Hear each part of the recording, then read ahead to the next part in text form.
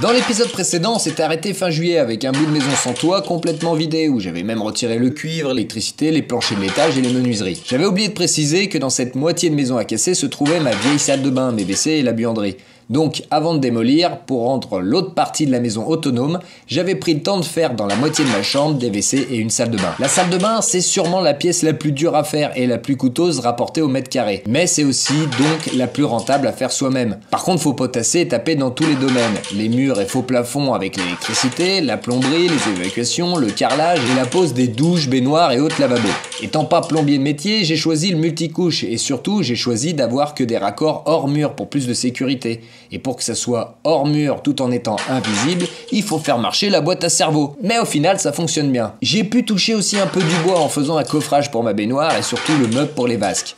À l'origine, c'était une Tarare à blé que j'ai acheté 20 € et une fois découpée et remontée dans le désordre, ça donne un résultat unique qui me plaît bien. J'en ai profité aussi pour commencer à refaire ma buanderie en bordure de la moitié à conserver, mais côté démolition, pour réduire les longueurs de tuyaux au maximum et ainsi avoir peu de perte d'eau chaude. On était donc début août, restait à retirer tout le pisel, la pierre et le béton. J'ai alors fait appel à l'entreprise d'un conscrit, RAF, pour la démolition. Non pas que je pouvais pas le faire moi-même, mais franchement, comment évacuer 150 tonnes de gravats? J'aurais eu un hélicoptère encore dans ce style-là, pourquoi pas, mais là, j'allais en avoir pour des mois et des mois avec ma petite remorque de contenance 500 kg. En 3 jours, c'était fait, les fondations creusées demandaient qu'à être coffrées pour certaines, et c'était parti pour une toupie de 7 mètres cubes de béton. Petit défaut du mois d'août, les entreprises tournent moins, donc pas mal de centrales à béton ferment. Heureusement qu'un pote bûche a supervisé le tout. Petite astuce, on a utilisé des tuyaux de PVC de 200 et une goulotte spéciale pour atteindre la tranchée du bout. En 30 minutes, c'était bouclé. Restait dehors plus que mon tableau électrique, bien protégé, et ma buanderie improvisée.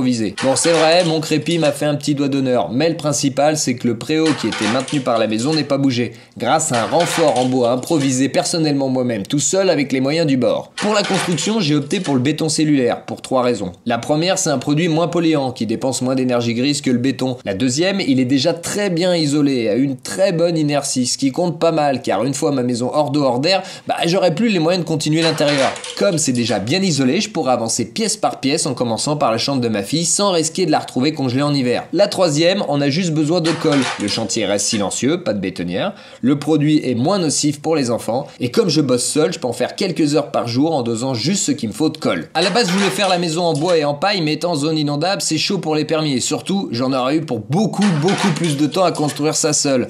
Et il y a du monde à la maison qui me presse derrière. En béton cellulaire, le plus dur, c'est de faire un premier rang bien droit. Alors j'ai demandé un coup de main à Nico, un pote maçon méticuleux. Ensuite, les murs montent assez vite. Pour doser la colle, on utilise ça. Et en dépoussiérant avant le terrain, il y a juste ensuite à surveiller le niveau et l'aplomb. Et ça va tout seul. Avant de partir à la fin du mois, quelques jours en vacances dans le Jura, on a préparé la dalle intérieure avec mon beau-père. Et on arrivait déjà fin août, avec un peu plus d'un demi-étage et une dalle propre. J'aurais voulu faire plus, mais bon, on prend jamais en compte les imprévus.